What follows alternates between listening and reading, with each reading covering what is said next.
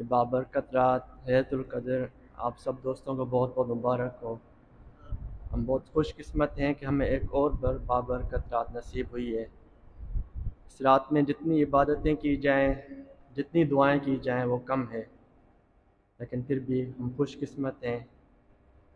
یہ پورا مہینہ، یہ روزے، یہ بابرکت رات ہمیں نصیب ہوئی۔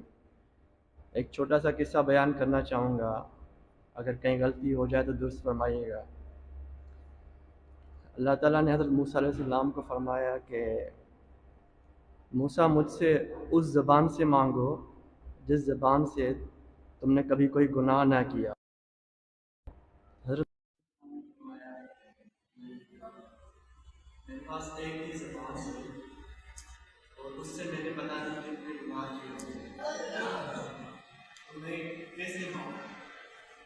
اللہ تعالیٰ نے فرمایا کہ موسیٰ تم نے دوسرے لوگوں کی زبان سے کوئی گناہ نہیں کیا، تو تم دوسرے لوگوں کو کہو تو تمہارے لیے دعائیں مانگو اور تم دوسروں کے لیے دعا مانگو۔